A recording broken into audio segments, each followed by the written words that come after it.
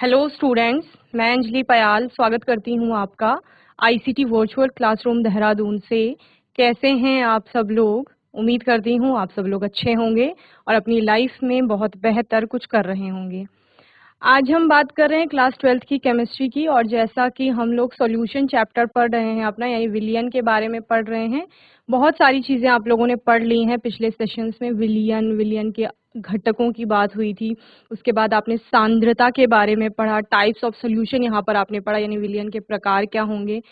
सांद्रता को आपने गुणात्मक और मात्रात्मक रूप से व्यक्त करना सीखा, जहां पर मात्रात्मक रूप से आपने क्या कहा, द्रव्यमान प्रतिशत के रूप में, आयतन प्रतिशत के रूप में, द्रव्यमान आयतन प्रतिशत के रूप में, मोल प्रभाज या मोल अंश के रूप में, वहीं पर पार्ट्स पर मिलियन में, और मोलैरिटी में हम सांद्रता को व्यक्त कर रहे थे। लास्ट सेशन में हमने मोलैलिटी की बात की थी कि मोललता क्या होती है।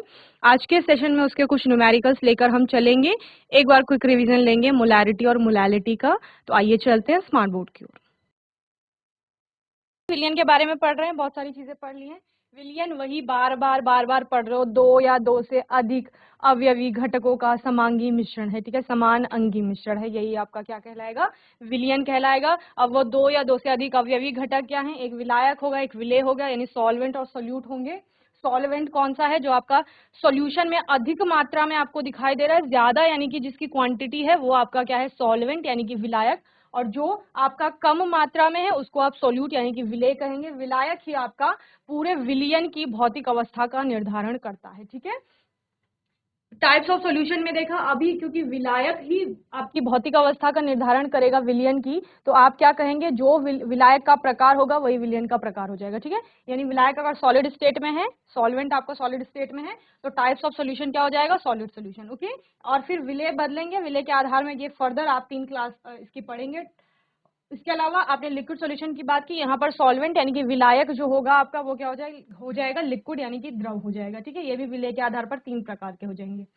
गैस सॉल्यूशन की बात आपने की, जहां पर आपने क्या कहा, सॉल्वेंट अब आपका गैसेस स्टेट में होगा। ओके, ये हमने सारा पढ़ लिया था। सांद्रता की बात हमने की थी, कॉन्सेंट्रेशन क्या है, आपने कहा मैम जो भी वहां पर विलेय की मात्रा है वो विलेय की मात्रा निर्धारित करती है कि कॉन्सेंट्रेशन क्या होगा किसी भी सॉल्यूशन में। तो कॉन्सेंट्रेशन के अकॉर्डिंग हम 2 प्रकार के सॉल्यूशन बताते हैं, एक कॉन्सेंट्रेटेड और दूसरा डाइल्यूट, यानी कि तनु आपका विलियन होगा या सांद्र होगा।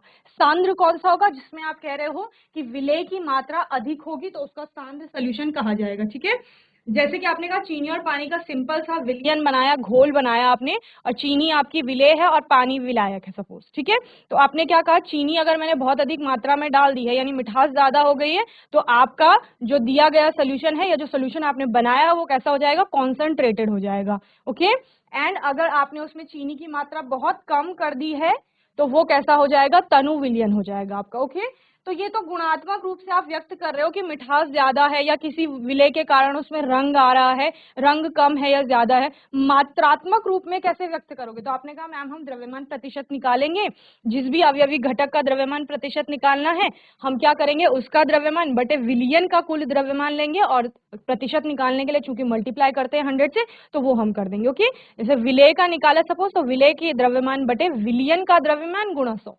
अगर विलायक का द्रव्यमान प्रतिशत निकालना है तो विलायक का द्रव्यमान बटे विलियन का द्रव्यमान फिर से गुणा आप 100 कर देंगे। आयतन प्रतिशत में भी सेम यही करेंगे, जिस भी अवयवी घटक का आपको आयतन प्रतिशत निकालना है उसके आयतन बटे विलियन का आयतन गुणा 100। ओके, ये हमने किया था। और आपने क्या देखा, द्रव्यमान आयतन प्रतिशत की बात कर रहे थे, तो अब आप क्या ले रहे थे, विलेय का द्रव्यमान ले रहे थे, और आयतन किसका ले रहे थे, विलियन का ले रहे थे। ओके, तो द्रव्यमान बटे आयतन आप कर रहे थे और गुणा क्या कर रहे थे, फिर 100 कर रहे थे। ओके, इस तरह से आपने द्रव्यमान आयतन प्रतिशत की गणना की। देन आपने बोला कि मैम अगर बहुत सारा विलायक है, सपोज पानी आपने बहुत ज्यादा ले लिया है, कि सपोज हमारे पास 1 लीटर या 2 लीटर पानी है और उसमें हम बहुत कम 0.00 सपोज 0.02 ग्राम हम सॉल्ट डाल रहे हैं, यानी कि आपने पानी अधिक ले लिया, विलायक ज्यादा है, विलेय आपका बहुत कम मात्रा में है, सूक्ष्म मात्रा में है, तो फिर हम सांद्रता कैसे व्यक्त करेंगे, तो आपने कहा कि सांद्रता हम फिर पार्ट्स पर मिलियन में देखेंगे, मिलियंस में हम देखेंगे कि कितने पार्ट उसके वहां पर डिसॉल्व है, यानी कि हम क्या करेंगे, सिंपली मास ऑफ सोल्यूट लेंगे divided by mass of solution और क्या कर देंगे, उसको मल्टीप्लाई कर देंगे मिलियन यानी कि 10⁶ से मल्टीप्लाई कर देंगे, तो हमें जो भी सांद्रता मिलेगी वो किस में मिलेगी, पार्ट्स पर मिलियन यानी पीपीएम में आपको सांद्रता मिल जाएगी। इसके बाद आपने क्या देखा, मोल फ्रैक्शन देखा। मोल फ्रैक्शन कुछ भी नहीं है, मोल अंश की बात कर रहे हो, मोल है और मोलों की संख्या का अनुपात है। मोलों की संख्या का अनुपात, जिस भी अवयवी घटक का आपको मोल फ्रैक्शन निकालना है, सपोज आपको विलेय का निकालना है कि चीनी के मोल फ्रैक्शन कितने होंगे जब आपने चीनी और पानी का घोल बनाया, तो चीनी के मोलों की संख्या बटे आप क्या लोगे, चीनी प्लस वाटर यानी जल आपने लिया है उसके मोलों की संख्या का योग, यानी कि चीनी और पानी आपका क्या हो गया है, विलियन हो गया है, तो विलेय के मोलों की संख्या अपॉन विलियन के मोलों की संख्या, तो दोनों का आपका क्या हो गया, अनुपात हो गया है। सेम जब आप विलायक के लिए लोगे, सपोज आपको पानी का मोल फ्रैक्शन निकालना है, मोल प्रभार या मोल अंश निकालना है, तो आप क्या करोगे, पानी के मोलों की संख्या बटे चीनी के मोलों की संख्या धन पानी के मोलों की संख्या, यानी विलायक के मोलों की संख्या अपॉन आपने क्या किया, विलियन के मोलों की संख्या। तो मोल फ्रैक्शन कुछ भी नहीं है, मोलों का अनुपात है। फिर आपने क्या पढ़ा, इसके न्यूमेरिकल्स भी हम लोगों ने देखे थे। इसके अतिरिक्त आपने कहा मैम अगर मोलैरिटी हमें निकालनी है, मोलरता क्या है, तो अभी आपने पूरा घोल बना रखा है जो उसमें से 1 लीटर आप निकाल लेंगे, घोल अच्छा बना रखा है, उसमें से 1 लीटर आपने घोल लिया, उस 1 लीटर में आपने देखना है कितने विलेय की मोलों की संख्या है, यानी कि चीनी के कितने मोल वहां पर हैं उपस्थित, वही आपका क्या हो जाएगा, मोलैरिटी हो जाएगा। ओके, और अगर इसी मोलैरिटी को हमने बहुत अच्छे से डिस्क्राइब किया था, और अगर आपको मोलैलिटी पूछा जाता है तो मोलैलिटी क्या हो गया था लास्ट सेशन में जिसे हम पढ़ रहे थे कि अभी हम 1 लीटर घोल नहीं लेंगे, अब हम 1 किलोग्राम जल लेंगे यानी कि विलायक लेंगे, और उस 1 किलोग्राम में हम उपस्थित जितने भी क्या है विलेय के मोलों की संख्या है यानी चीनी के मोलों की संख्या है, वही हमारा उस विलियन का मोलैलिटी हो जाएगा। ओके, एक बार बार टर्म आ रही है मोलों की संख्या, तो मैंने आपको बताया था कि मोलों की संख्या की गणना कैसे की जाती है, जो भी आपको दिया गया द्रव्यमान होगा, जिसकी भी आपको मोलों की संख्या की गणना करनी है, उसके अपॉन आप क्या कर देते हैं, उसका अणुभार। अणुभार क्या होता है, एक अणु का जो भी भार होगा वो अणुभार होगा, या आणविक द्रव्यमान आप इसे कहते हैं, मोलर मास भी आप इसको कहते हैं। एक मॉलिक्यूल का जो मास होगा वो उसका मॉलिक्यूलर मास या मोलर मास, आप जब ग्राम में उसे व्यक्त करते हैं तो मोलर मास हो जाता है। तो इस प्रकार से आपने मोलैलिटी को पढ़ा था। ठीक है, यहाँ पर हमने बहुत सारे फॉर्मूले भी इसके देखे थे। आज के सेशन में किसकी बात करेंगे, न्यूमेरिकल की बात करेंगे। क्वेश्चन है आपके पास, calculate molality of 2.5 gram of ethanoic acid in 75 gram of benzene.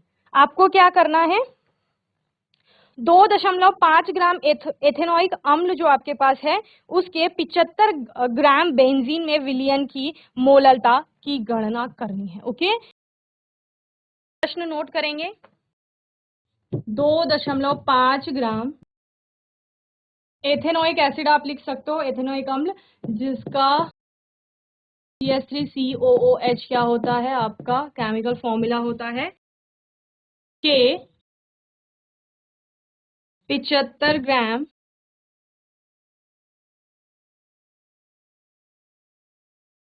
Benzene में विलियन की मोललता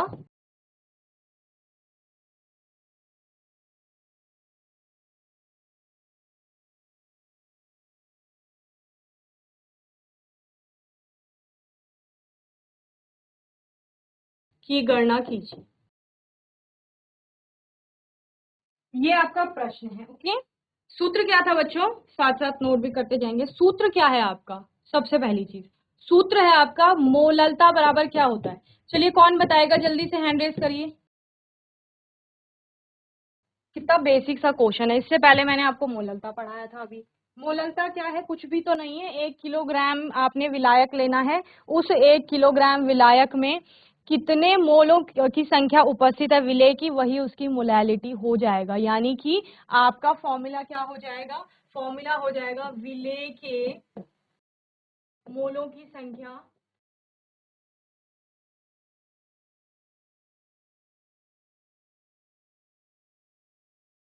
बटे क्या हो जाएगा, विलायक का द्रव्यमान। और ये द्रव्यमान हम किस में ले रहे थे, लास्ट सेशन में मैंने आपको बताया था किलोग्राम में। ओके, ये आपका सूत्र हो गया। तो यानी क्या क्या चाहिए, विलेय के मोलों की संख्या चाहिए और विलायक का द्रव्यमान चाहिए। विलेय और विलायक को समझ लो पहले। द्रव्यमान आपको दिया गया है, उसके अनुसार आप बता सकते हो कौन सा विलेय है कौन सा विलायक। जो अधिक मात्रा में है वो आपका विलायक है, यानी 75 ग्राम बेंजीन है तो ये क्या है, ये विलायक है आपका, ठीक है। और 2.5 ग्राम अगर CH3COH एथेनोइक एसिड है तो वो आपका क्या है, ये विलेय है आपका, ठीक है। CH3COOH को आप कैसे लिख सकते हो बताओ, कितने कार्बन है, 2 कार्बन है। हाइड्रोजन आपके कितने हो रहे हैं, हाइड्रोजन आपके 4 हो रहे हैं, और ऑक्सीजन आपके कितने हो रहे हैं, 2 हो रहे हैं, ठीक है। ऐसे लिख सकते हो, या फिर आप CH3COOH करके भी आप लिख सकते हो, ओके। यहां पर करना क्या है आपको, जब आप विलेय के मोलों की संख्या की गणना करेंगे, ध्यान से सुनेंगे, नेक्स्ट क्वेश्चन आपके लिए ये, विलेय के मोलों की संख्या आपको निकालनी है। मैंने आपको क्या बताया था, विलेय क्या है आपका, CH3COOH है, ठीक है। इसके मोल, विलेय के मोलों की संख्या बराबर क्या हो जाएगा, दिया गया द्रव्यमान बटे आणविक द्रव्यमान या अणुभार जिसे आप कह रहे हो, ठीक है। अब ये अणुभार कहां से आप कैलकुलेट करेंगे, यहां से, इस फॉर्मूले से कैलकुलेट करेंगे, या CH3COOH से आप कैलकुलेट करोगे, ठीक है। CH3COOH ले लो अगर, तो कार्बन का परमाणु द्रव्यमान कितना होता है, 12 प्लस हाइड्रोजन का 1.0079 समथिंग 1.008 लेते हो तो अप्रॉक्स करके 1 ले लेते हैं, ठीक है। 1 कितने परमाणु है, 3 है तो इंटू 3, फिर आपका क्या है, दोबारा से कार्बन है 12 प्लस ऑक्सीजन का कितना होता है 16, 2 ऑक्सीजन है, एक और 16, और एक क्या है हाइड्रोजन। इस सबको आप क्या कर लोगे, इतना मल्टीप्लाई करके देन ऐड कर लेंगे, तो टोटल आपका क्या आ जाएगा, मोलर द्रव्यमान, जो कि किसके इक्वल आ जाएगा, 60 के इक्वल आ जाएगा, ओके। करिए इसको प्लस, इस फॉर्मूले से भी आप निकाल सकते हो, ठीक है। 12 इंटू 2 कर सकते हैं, प्लस 1 इंटू 2 प्लस यहाँ पे 4 हो जाएगा, ठीक है। ये 4 है आपका, हाइड्रोजन 4 है ना यहाँ पे, देन प्लस आपका 16 इंटू 2, तो कितना हो गया, 24 plus 4 plus 32 is equal to 60। तो 60 आपके क्या आ गए, ग्राम पर मोल आ गए, यानी कि मोलर द्रव्यमान आ गया। तो दिया गया द्रव्यमान कितना था बताओ, दिया गया द्रव्यमान कितना है, जो क्वेश्चन में आपको दिया गया है, किसका, इथेनॉइक एसिड की बात कर रहे हैं अभी, सिर्फ वो विलेय है जो, ठीक है। दिया गया द्रव्यमान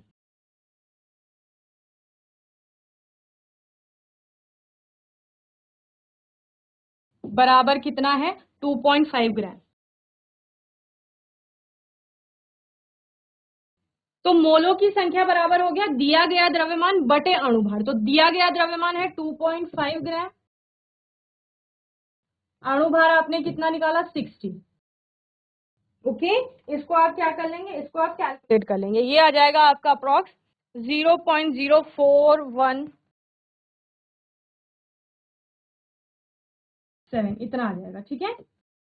ये आपका क्या हो गया, मोलों की संख्या हो गया बच्चे, किसका, CH3COOH के मोलों की संख्या, ठीक है, यानी इतने उसके मोलों की संख्या है। अब हमें क्या चाहिए, विलायक का द्रव्यमान चाहिए, जो कि आपको यहाँ पर दिया गया है। लेकिन ध्यान क्या देना है, हमने यहाँ पर लिखा है विलायक का द्रव्यमान किलोग्राम में, उसने किस में दिया है, प्रश्न में ग्राम में दिया है। तो ग्राम को किलोग्राम में कैसे कन्वर्ट करते हैं, 1000 से आप क्या कर देते हैं, डिवाइड कर देते हैं, ओके। क्या कहा बच्चे मैंने आपको, आपको क्या देना है, विलायक का द्रव्यमान देखना है ना। तो आपके पास फॉर्मूला क्या था, मोललता बराबर विलेय के मोलों की संख्या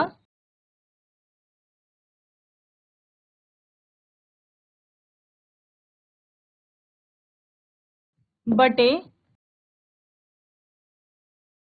विलायक का द्रव्यमान, वो भी किसमें, किलोग्राम में, क्लियर।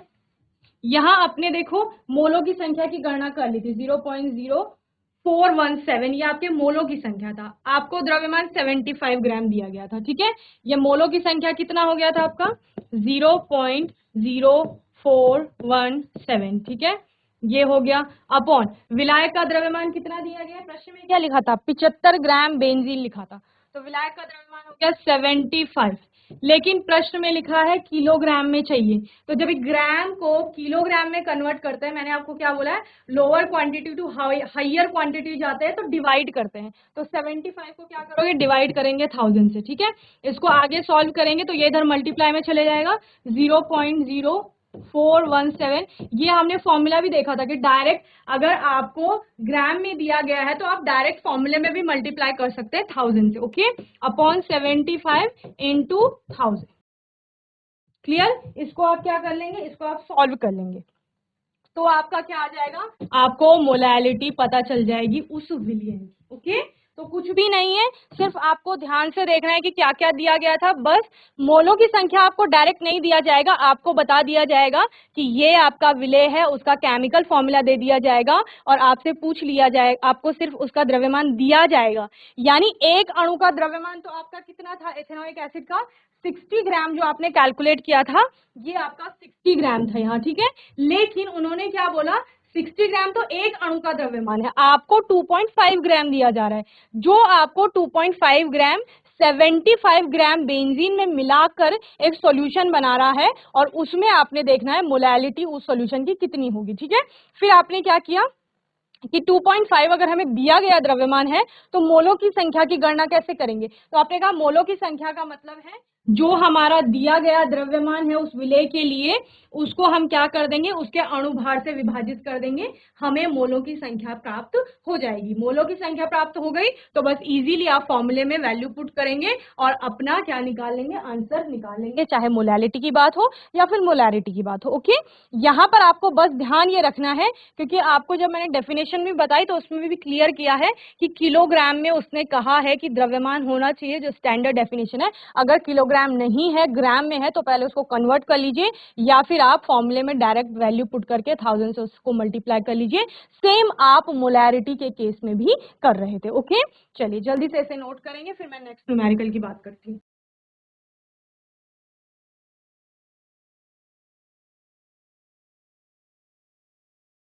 आपका आंसर कितना आ जाएगा बच्चे, 0.556 मोल पर KG, okay.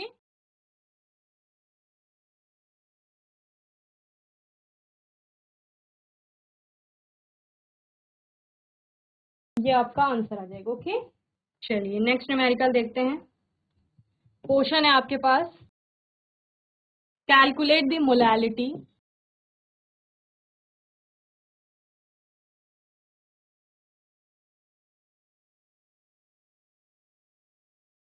of a solution containing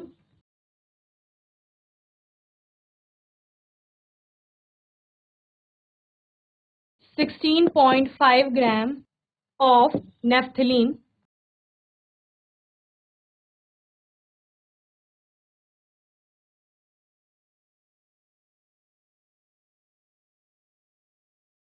जिसका कि अणुसूत्र है आपका C10H8 in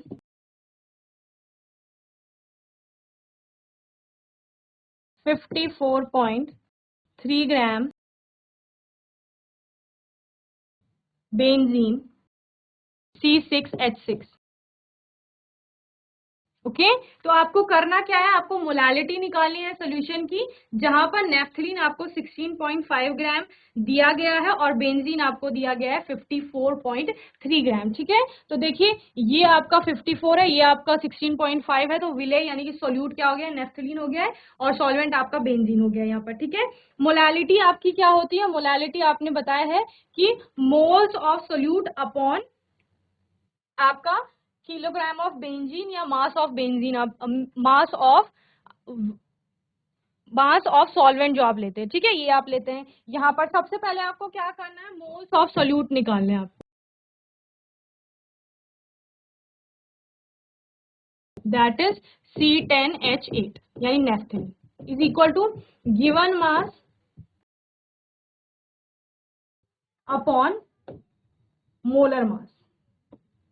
यही किया था हमने, दिया गया द्रव्यमान बटे अणुभार, ठीक है, या मॉलिक्यूलर मास भी आप जैसे जिसे कहते हैं। गिवन मास कितना है आपके पास नेफ्थलीन का, 16.5 ग्राम है, ठीक है। और C10H8 का आप क्या निकाल लेंगे, मोलर मास निकाल लेंगे, जो कि आपका अप्रोक्स आएगा 128.1732 के आसपास। ओके, तो इसको आप कैलकुलेट कर लेंगे। ये आपका क्या हो गया, मोल्स ऑफ सोल्यूट हो गया है। अब हमने क्या निकालनी है बच्चे, हमने निकालनी है मोलैलिटी। मोलैलिटी क्या है आपका, मोल्स ऑफ सोल्यूट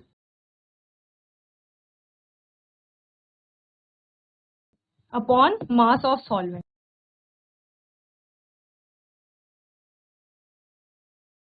तो मोल्स आपके कितने थे, 16.5 अपॉन 128.17। ये आप ले लोगे अपॉन क्या लेंगे, जो आपका सोल्यूशन का क्या, सोल्यूशन में जो सॉल्वेंट का क्या दिया गया है आपको, द्रव्यमान दिया गया है, और आपको वो पता है किस में दिया गया है, ग्राम में दिया गया है। तो उसको आप क्या कर लेंगे, किलोग्राम में कन्वर्ट कर सकते हैं, या फिर आप क्या लिख सकते हैं, 54.3 अपॉन 1000। ठीक है, तो इसको आप लोग रीअरेंज कर लेंगे, देन सॉल्व कर लेंगे। ओके, तो यहाँ पर आपका सॉल्यूशन की मोलैलिटी आ जाएगा। चलिए कैलकुलेट करिए जल्दी से, क्या करेंगे, 1000 को ऊपर ले जा लेंगे मल्टीप्लाई में, ऊपर वाले को पहले डिवाइड कर लेंगे आप लोग। इसको सॉल्व करके आपका 0.1287 समथिंग आएगा। ठीक है, देन आप यही वैल्यू यहाँ पुट करेंगे। Okay, 0.1287 divided by 54.3 and multiply by 1000। ठीक है, देन आपका यहाँ पे आप आंसर लिख लेंगे, जो कि कितना आ जाएगा आपका अप्रॉक्स, 5 से 12 को डिवाइड करोगे कितना टाइम करोगे, 2 टाइम्स। ठीक है, 2 आ जाएगा, देन 2 आएगा, 28 हो जाएगा।